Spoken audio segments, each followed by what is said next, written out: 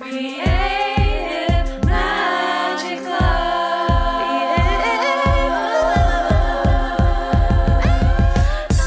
What's up? This is Sarah Mack and welcome to Creative Magic Club. Together, we'll discover inspirational stories of creative entrepreneurs living out their dreams, doing the work they are most passionate about, and building wealth in magical and fun ways. While building a six-figure income as a writer and coach, helping other women to launch their dream businesses, I've connected with so many incredible people and seen it proven again and again that you can thrive financially doing whatever it is you are passionate about. I'm here to share life-changing strategies for mindset, making money, and reaching more people with your work in a business and life filled with creativity, freedom, and fun.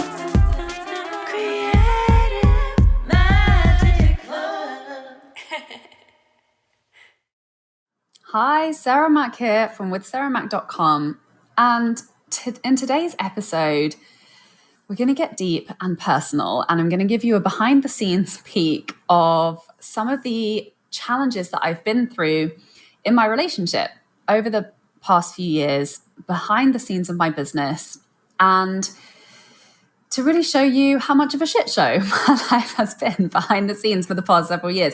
You know, just in case you ever look at me and my business and think, oh, it's easy for her. She has an easy, amazing life, which I do in many ways. I fully acknowledge that and the privileges that I do get to enjoy.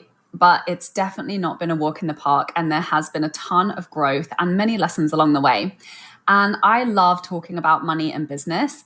But ultimately, it all comes back to relationships, because our relationships are always the source of our greatest pain and our greatest pleasure, and really have the biggest influence on all of our abilities to birth the life that we dream of. And I always like to consider, money as one of our greatest teachers. But the truth is, the work that we do when we look at our relationship with money always comes back and shows up in the growth that we're being called to step into in our relationships with actual humans. So I'm going to talk about my key relationship with my favorite human of all, my partner, Albors. And because relationship is, also really a big topic of conversation with all of my clients. They come to me to help earn more money, to launch coaching offers, to launch their dream creative businesses. But in our relationships, that's like the number one place where we get to practice walking our talk, listening to and trusting ourselves, acknowledging and honoring our desires, asking for what we want, setting and keeping boundaries, which are really all of the most important skills that lead to more skill and success in business and money. So our relationships are our number one training ground, where we often we fall the hardest, right? So I've been feeling more called to talk about my relationship with Albors. It's something that it's one of my greatest successes in life. It probably is the greatest success of my life and has brought me more joy than anything else. And I get asked about it a lot. And so here we go. Let's dive in. We've really made it work despite all of the odds. And we've been in an international long distance relationship spanning across multiple countries, spending months and months and months apart. Also, we've been through 5 years of my ill health, going through chronic fatigue and burnout in my recovery from complex PTSD. And now we're going through Albors' medical residency during a pandemic in New York, working in the crazy hospitals here. So there's been a lot to navigate. The odds have definitely been stacked against us. But it's always, always, always been a very clear fuck yes from both of us. And the desire to be together has always been stronger than to give up the hassle of the constant, very big, very real, and very disruptive challenges to our lives as a result of, the different directions that we've both been going on. And it has for sure taught me patience and self-reliance, and also to really listen to myself more deeply. So I'm going to share some of our story, and I'm going to share some of the biggest lessons. So hopefully some of this will resonate with you and things that you've been through in your own relationships. So we've both had to make some really hard decisions of when to spend time apart, when to give up something else to be able to spend time together, while both navigating some very intense challenges individually. And there's been many ups and downs, many dramatic twists and turns over the last 7 years. And it all started when we met back in Montreal when we were both doing our masters there. I wrote an ad on Craigslist for a roommate to move in with me and my best friend, Ali. And Alborz rang on the doorbell, and he was the only person to answer our ad. And I was like, great, you'll do. And then he moved in. Then I fell in love with him and we finally got together. And when we graduated, obviously neither of us were from Montreal. So our lives kind of went back in the trajectory of the place where they'd been before as we were moving on to the next phase, which for me was going back to Vancouver to work a summer in film production. And that was, the first period of long distance where I didn't see him for 6 months. We reconnected and went to Burning Man, which was literally the worst idea ever. When I was in the middle of a burnout, I was so exhausted. And it was quite the adventure. It was definitely worth it. I'm glad I went. But and then from there, we ended up in Bali because that's where I decided to go next. And I convinced Alborz to come along with me. Things completely fell apart in Bali. I was there for a job. He was supposed to be there to help out with my friend's business as well. Everything kind of went tits up. My friend got dengue fever. The whole business basically just like disbanded, and I found myself stranded in Bali. Alborz went back to North America to apply for medical school, which was his big dream. And so we didn't really know when we were going to see each other again. I knew I couldn't go back to film because I was so burnt out and I just couldn't, and I didn't want to be working the long, 18-hour days on set. So we talked about opening up our relationship if that was something that we needed to do to navigate the distance. And it was just a clear desire from both of us that neither of us wanted to do that. I was like, I can barely deal with myself, let alone anybody else. I was like going off to India to sit in the foothills of the Himalayas in Rishikesh to just meditate, yoga, and get better from my burnout while birthing my next phase as an entrepreneur, as a writer. So that was my plan. That's what I did. I went there, finally started getting some clients through, raised enough money to go back to England for a little bit, continue to recover my health, continue to build my income and build my, my business as a writer, as a copywriter. That calendar year, we were away from each other for a total of 11 months. And finally, I got my income to a place where I could afford to go back and rent in North America again. And so we reunited in Toronto for a month before moving to the US together because Alborz was starting medical school. I wanted to try and find a way to be in the US. Obviously, it's a notoriously difficult country to emigrate to. And so I applied to do an MA in poetry at NYU as a way to just get status. That's really what I did when I was in Canada. I applied to do my master's purely so that I had another visa and I could continue to live there. Ended up getting full funding and it all worked out for me really well. Same did not happen for me in the US. I got rejected.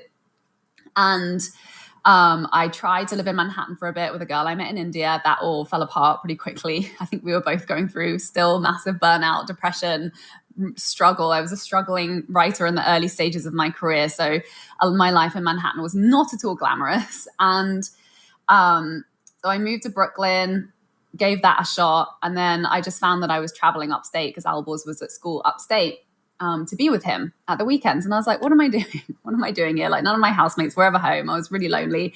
Everyone just is like work. It just, the struggle was real. So I moved upstate, even though I didn't really want to be living in Middletown in the middle of nowhere. But I actually, I enjoyed being surrounded by the countryside and just being able to be with Alborz and spend more time with him. But I was still really depressed because I didn't have a community there. The medical school community really wasn't my scene. And it'd just been a lot of moving around, a lot of instability, a lot of challenges. And so we decided that it was best for me to move back to Montreal for a year because things always go really well for me when I'm there.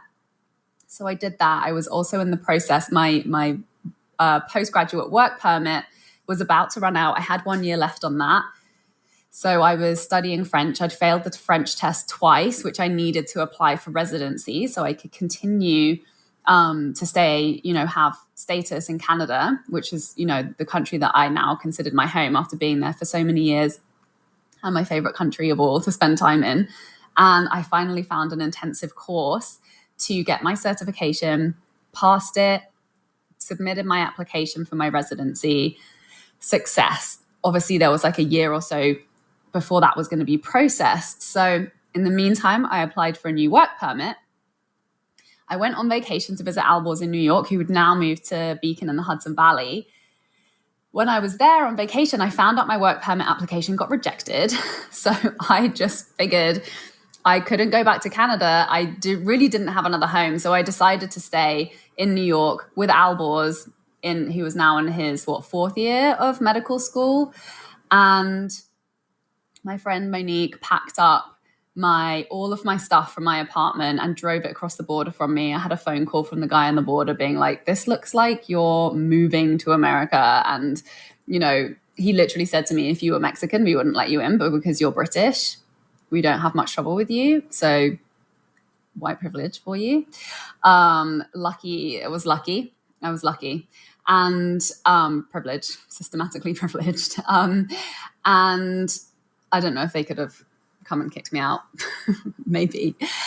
So then I was staying in the US. I was doing border dashes to Europe. We took a trip to Argentina. We took a trip to Central America because I had to leave. Obviously, I wasn't a resident of the US, so I couldn't stay there over the long term.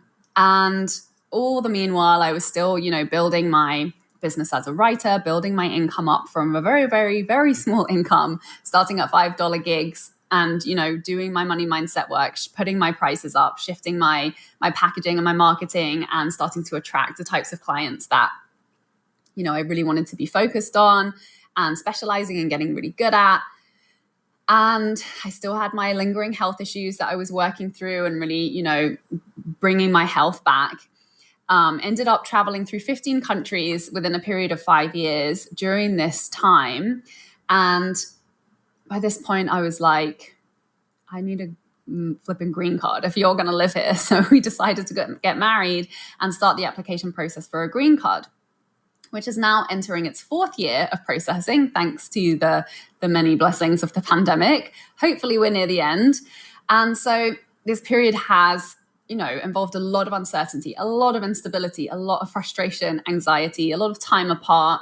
And then the cherry on top of the cake, Albors began his medical residency as an obstetrician gynecologist at 2 hospitals in New York. And the most hellish year of our life ensued, seeing him so overworked, so exhausted, so unsupported by his program while we were, figuring out our life together in New York. The stress really affected me, and I allowed that to start to affect my business. It was, obviously adapting to living together in a new city and in a city that is New York. It's very, very different from Montreal. And having no established support network, the financial pressures of having to adjust my spending in my business and my investing to be able to pay like 3 times more rent than I was paying previously. It was a big, big, big adjustment. And then that winter, I got the call that my granny was about to pass away. So I jumped on a plane back to the UK. I arrived at 6 a.m. in the morning on the day that she died, and I got to sit by her bedside with my mum as she passed away that evening. I'm so grateful I got to be there and see her one more time. And when I left, I told Albors, I'll see you in a couple of weeks, probably. But then there was a long wait for the funeral date, so I ended up staying a month. By then, the pandemic started. So I was unable to fly back into the US because the flights had been cancelled. Luckily, I'd already booked a flight, my return flight back via Montreal, because I wanted to use that opportunity of being outside the US to go and visit my friends. And by the time I landed in Montreal in March, I was straight into a 2-week quarantine, followed by not really being able to see any of my friends because of the lockdown, followed by the border closure between Canada and the US. And I ended up living in Airbnbs for 4 months, waiting and waiting for the border to be opened. I tried my luck at flying back to New York and I got refused, which was very traumatic. It was a very traumatic moment. And it was a really pivotal point for me because I also suddenly realized how this life being stuck in Canada in a pandemic was actually a break for my nervous system compared to our life in New York and just being by his side while he was going through the stresses of the medical residency program. And then Albors was on the phone to me telling me how he was wishing that he could actually fall sick with COVID so he could have an opportunity to have some time out from the unrelenting stress of his work. And that's when I realized that things were really not good or healthy at all if the pandemic was bringing us more of a break from our normal lives. And I tried really, really hard to convince him to quit medicine altogether. Like I was at my breaking point at that point, and I was like, it's not worth it. It's not worth it. The sacrifices that you're making. And I was so frustrated by the abuse of the healthcare system and how they find it acceptable to treat their hospital workers. And it failed. It turns out he's really, really committed to medicine. And I finally accepted that, particularly to OB-GYN. He didn't want to switch up his program to one that had less hours or anything like that. So we went all in. Finally, I made it across the border, and we did our best to find a way to make the most of what time we had together during what was now his second year of his residency. Meanwhile, he had moved to a different apartment because he was relocated to a different hospital. So I came back to a completely different neighborhood, a completely different apartment. And on top of that, during the pandemic, during my time in Montreal, I had the experience in some energy healing work that I'd been doing of surfacing memories of sexual abuse that I had previously dissociated from. And the memories I hadn't had access to the memories until those moments. So I was, and I'd been re-triggered symptoms of PTSD.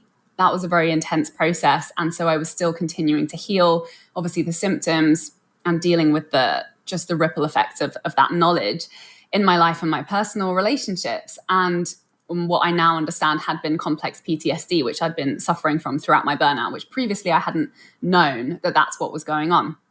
So without a close support community, and obviously by now being away from my family for more than a year, by that point, it was very challenging for me when Albors, started hitting burnout from his work and just from the pressures of the pandemic of not having that downtime, not being able to really relax and recharge outside of his work, which I feel was probably one of the hardest things for the healthcare workers to go through, is not having your life outside of work to be able to recharge you, to go back in and do what was, obviously they were working under so much extra pressure during the pandemic. And Albors was really my only one key player in my actual real world physical support system in New York. And then he was taken out, and it just was too much for me. I just didn't have the support that, I really needed in that moment. Both of our gas tanks were empty.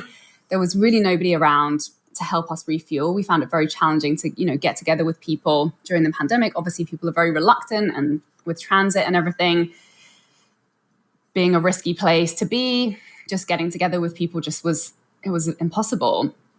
So I made the call, and I followed I had a massive breakdown. I had a massive meltdown, and really listened to my gut and listened to my instinct. And I called Albors' parents to come and stay with him to keep him company while I took a trip back to Canada to visit my girlfriends. And it had been, 8 months since I was there previously. This would have been my third 2-week quarantine that I'd done, because I did a border dash in February where I went back to Ontario for 2 weeks. And, there was lots of risks involved with traveling during this time. Everything was in lockdown in Canada. Things were starting to open up again in New York. So many logical reasons really pointed to me not going, but I just knew it was the right thing to do. Like I really just felt called that this was the right thing to do. So I rented a car. I drove up to the border, and I walked across in the snow to avoid the hotel quarantine, which was going on if you fly in, and sounded like just such a hot mess that I didn't want to deal with. So I learned that if you walk across the border, then you could avoid that. So I did that. I couldn't find a car that I could take all the way into Canada, so I had to drop it off 30 minutes from the border, get a taxi, and then my friends picked me up on the other side.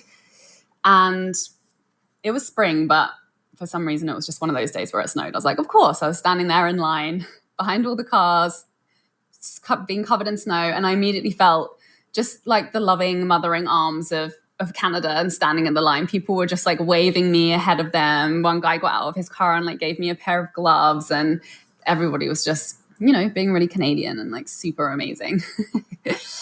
So my friends picked me up on the other side. They dropped me at my Airbnb to quarantine for another 2 weeks. And then finally things started to open up in Montreal, and I got to spend some real quality time with my girlfriends, which was just exactly what I needed. And so I really notice that whenever I honor my needs and desires, whenever I listen to that, whenever I take action on it, even if it makes no logical sense or seems to be highly, highly inconvenient or risky in some way, it always leads to better. It always leads to better. And our relationship always becomes so much stronger, even if it feels like a difficult decision to make in the moment. And, there have been Albors' friends who have called me selfish for leaving, or who just can't understand how we are spending time apart without considering it a separation. But even though obviously it was hard for him to have me leave, he always understands and is supportive in the end.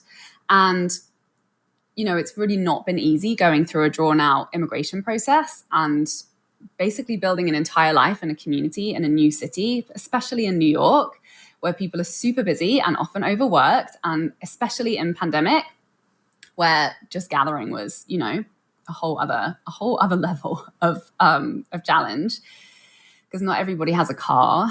And so, these are the key lessons really from these recent challenges. Really dealing with the stress of Albors' current career has required me to create very clear emotional, energetic, mental, and physical boundaries from his experience, and to really let go of and not take on the very real stress and physical burdens of the crazy workload that he experiences every week. And, obviously working to minimize the impact that has on our relationship and our home life. It has led me to learning how to really honor my needs emotionally and physically, and to not use his struggle or lack of availability as an excuse to not live my life to the full, or to put my desires on hold just because he's having to put his desires on hold to prioritize this phase of his career. And just because he's being forced to sacrifice on many levels doesn't mean I have to. And that's been something that I've really had to work at, separating myself from. I've had to let go of a lot of resentment and frustration over the US medical system, which is something I have zero control over at this point, and to really let go of the stories that were making me unhappy and were, degrading my quality of life, in feeling so powerless and wanting to do something about it. So I had to let go of that and just focus on being happy. And I had to accept that, this is a sacrifice of his health and personal life that Albors has chosen to make. And if he's okay to see that through, then all I can do is support that. And I learned that me being stressed about his life, trying to fix his problems, actually helped neither of us. Even when I was trying to force feed him when he didn't have time to eat in the first year, it didn't help. I mean, it probably helped a bit, but the stress that it brought definitely didn't help. And I learned that, the best support I can be to him is to live the life that allows me to thrive, in the ways that make me the strongest, the healthiest, and the happiest. And, Albors is amazing. He's my hero. He rarely ever lets anything get him down, despite the massive stack of bullshit that gets thrown his way on a daily basis. And, things that I will easily lose my shit over. He just gets on with life. He's so appreciative, and he's always looking for reasons to be happy and enjoy life. And that's really how he's so resilient, and he's able to go through these intense challenges. And that's something that really inspires me. And now I really see that everything, when it comes down to our personal power and our ability to create a life that makes us happy, it's all down to boundaries. And it's always the boundaries in our closest relationships. Those are the ones that are the most revealing when it comes to our patterns of self-sufficiency and personal power. And going through these growing pains has led me to claim back and be able to more consistently maintain and manage my energy. And that has brought so much more freedom and capacity to go bigger in my business and create opportunities for myself in even easier and more confident ways. Because now I'm even better at knowing how to meet my own needs and how to set and maintain boundaries that allow me to show up for that work as gracefully as possible. And I talk a lot about relationships with my high-level clients, because when you're working on your money stuff, your triggers and emotional patterns and habits all show up in your relationships most predominantly. And some of the biggest topics that come up around relationships and money, are really, really related to business. So boundaries, like how are you managing and focusing your energy? And it's so easy to get caught up in the drama of a relationship, to sidetrack from taking those big, scary actions that move us towards our goals and dreams. And that's usually what's going on when we're in some type of relationship drama that's we're giving our energy to. And another topic is transparent and authentic communication, and really creating the emotional freedom to be yourself in your business and in your relationships, because how you are in one shows up in the other one too. And asking for what you want, right? Having those conversations, whether it's the money, the types of clients, or in your relationship, really listening to your desires, honoring that, and asking for that to be met. Recognizing that when we ask for what it is that we desire, actually it's a win-win for everybody, because we get to show up better, we get to show up bigger, we have so much more to give than when we sacrifice that unwillingly. And it really always comes back to owning our desires, which is huge in relationships, because one thing that I've seen is all of these challenges that we've been through, it's not ever been an issue with our relationship. It's only ever been an issue with us as individuals, where we haven't been meeting our own needs, or we've been making sacrifices that we weren't prepared to make. That has led to the stress and the pressure on our relationship. When both of us, we are taking care of ourselves as individuals, we're meeting our own needs and taking responsibility for that, the relationship flourishes, and it's so much more fun and it's so much more easy. So the biggest struggle for me has definitely been managing energetic boundaries as a recovering people pleaser, and also an opportunist who loves to say yes to things, who loves to connect with people, who loves to experiment and try new things. Historically, I've been a big fat yes to anything and everything. I love helping others. I love new experiences. I love trying new things. I love my work. I love my hobbies. I love the people in my communities. I love the opportunity to be able to move to a different place, experience something new. And, me prioritizing that excitement over really taking deep care of my own personal needs has been, caused me burnout, and started to show up in other ways, like prioritizing and accommodating other people's needs and priorities before I had fully taken care of and taken responsibility for meeting my own needs first. I have, found myself in patterns, even with roommates. I would be thinking and obsessing about other people's problems when there were plenty of things for me to be focused on and working on to better my own life and situation first. And obviously, this is something that's shown up for me a lot in my relationship with Albors after moving in together more permanently. As someone who is empathetic, I'm very sensitive to what he's going through, which, when he's been going through a lot of stress, like I have actually felt that in my body. Even if there was nothing going on with me, like I would have very visceral reactions to when he was feeling very stressed or very pressured, which started to obviously become a lot more frequent when he began his residency program. And there have been times where I found it very challenging to prevent that stress from impacting my energy and allowing it to impact how I was showing up in my business, when really our energy is our currency and our power. And when we allow it to leak out, because we're the only one that's in control of that, and we don't focus on very stringently protecting it, it becomes harder to move with momentum in the direction that we really desire to be going in. And things start to feel very scattered. And that's been a big learning curve for me, and it still is. But knowing what those boundaries are for myself that allow me to stay strong has allowed me to make them more non-negotiable, deeply embedded habits that I know have to be there for me to be able to continue to function at the level of the capacity that I've now created as a result of that deepened self-care and vigilance around taking care of my needs. And that is my responsibility to uphold that for myself. And I had a really big breakthrough simultaneously while all of this was going on, when I was having that big meltdown where it felt like everything was just too much and I needed to go and spend time with Montreal. Like that, the month leading up to that was so much pressure. And I was really, the signs and the signals were there. And obviously it took a little while for me to really listen to them. But while I was going through those challenges in my personal life, I had the breakthrough, which hadn't been the case in previous years, that I can still thrive simultaneously in my business, even though I'm experiencing big challenges in my personal life. And I really proved that to myself this year, where, it was one of the hardest months in the pandemic. And I was really, healing my trauma and triggers. There was some deep, really just like bandwidth consuming work going on. I hadn't been able to visit my best friends or my family for so long. Albers was so burnt out from working at the hospital. I still, that month, had one of my best months in income. But previously, I would have let all of that stuff get in the way. And now I know it doesn't have to. And that's really why I love to go deep into the topic of energy management in all areas with my clients, because it's everything. Our energy is everything.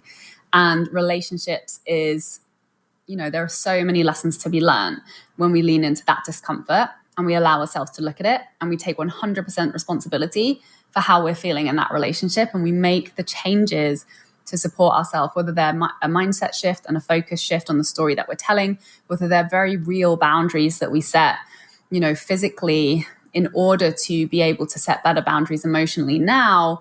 I'm getting better and better at being able to hold the emotion that I desire to be living in during my day, or moving through the waves of more challenging times, because I give myself permission to use the tools and the support systems and to make sure that they're there. So it's easier for me to bounce back, and I don't let it knock me down.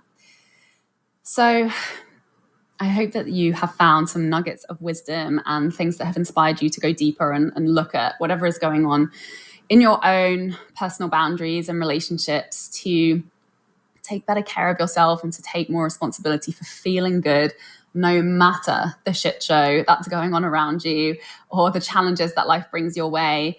And if you're interested in going deeper into this conversation with me on what that next level looks like for you, my private one-on-one mentorship is open, and I'm here for all of that conversation as alongside all of the business and money stuff. And same in Freedom Club, which is my mastermind, where there's tons of other amazing women entrepreneurs all going through the same step, leveling up in business, choosing to shift to more fun and more freedom and more emotional freedom on every level, financially, in relationships, and the way we do business. I'm also running a free workshop on channeling that energy into the art of magnetic messaging for attracting those dream clients, making easy 5-figure sales. So definitely send me a message if you want to catch that. Please, I would love to hear your comments. And if you head over to withsarahmac.com and you click on podcast, you can go and please leave me a 5-star review so that we can get this content out there to more people who will benefit from it. And feel free to leave comments around any other topics that you'd be really interested to hear me talk about on the show. Thank you so much for watching. Please subscribe in all the places, and I will see you next week. Bye. For more inspirational content, head over to my website, withsarahmac.com, and please support the show by liking, commenting, and subscribing.